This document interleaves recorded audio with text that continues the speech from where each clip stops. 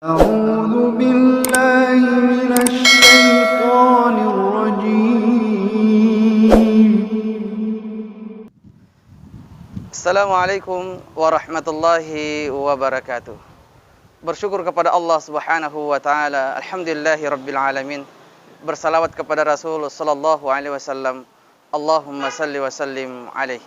Sahabat pecinta dakwah yang dimuliakan Allah Subhanahu wa taala, mungkin kita pernah dengar ada doa, Rabbi syrah li sadri wa yassir li amri wahlul 'uqdatam min lisani yafqahu qawli. Saya yakin dan percaya kita semua pasti pernah mendengar atau mungkin bahkan sudah menghafal doa tersebut. Tetapi tahukah kita bahwa doa itu yang awal mula memanjatkannya itu siapa? Ya, Nabi Musa alaihi salatu wassalam, yang mempunyai doa kepada Allah Subhanahu wa taala. Rabbi syrah li sadri wa yassir li amri wahlul 'uqdatam min lisani yafqahu qawli. Ada cerita di balik doa Nabi Musa alaihi salatu wassalam. Kenapa sehingga Nabi Musa berdoa kepada Allah Subhanahu wa taala?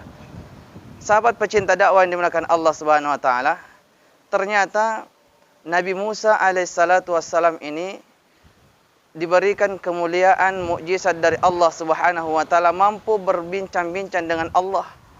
Tetapi ternyata di sisi lain Nabi Musa diberikan satu kekurangan oleh Allah, yaitu tidak terlalu fasih berbicara.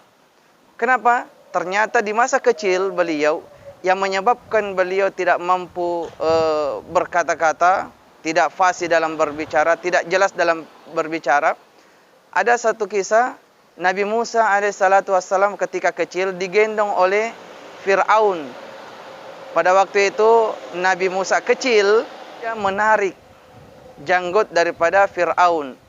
Maka pada waktu ditariknya sekuat-kuatnya, sampai dikisahkan giginya Fir'aun itu ada yang copot. Bahkan ada yang mengatakan bahwa pada waktu itu mulutnya Fir'aun mengeluarkan darah. Sampai Fir'aun murka pada waktu itu.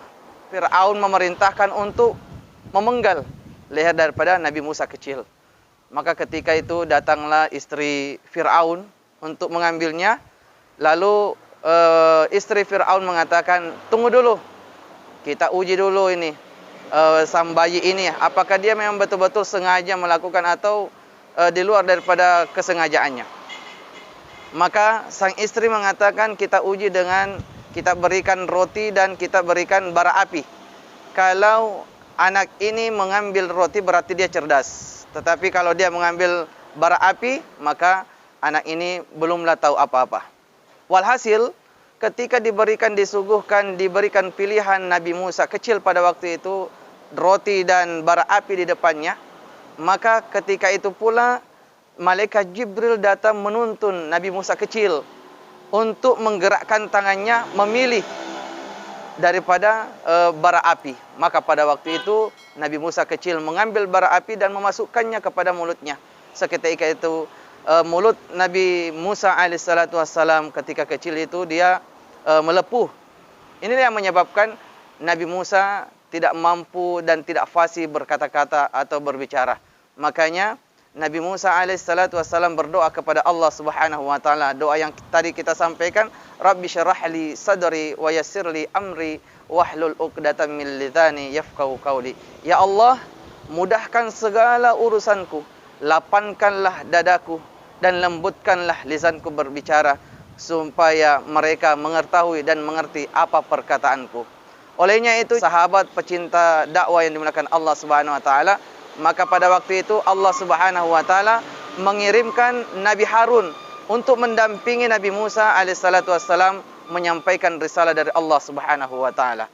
Nah, olehnya itu para alim ulama kita menganjurkan ketika kita ingin melakukan sebuah kegiatan yang melibatkan dengan tutur kata kita, ya dianjurkan kita berdoa. Rabbi syrah li sadri wa yassir li amri wahlul 'uqdatam min lisani yafqahu qawli. Ada juga ulama menganjurkan bahwa kalau anak kita yang mungkin sudah waktunya berbicara tetapi belum fasih, maka bacakanlah doa tersebut. Mudah-mudahan Allah Subhanahu wa taala mudahkan seluruh urusan kita. Mudah-mudahan Allah Subhanahu wa taala lancarkan kita dalam bertutur kata. Subhanakallahumma wa bihamdika asyhadu an la ilaha illa anta astaghfiruka wa atubu ilaik. Assalamualaikum warahmatullahi wabarakatuh.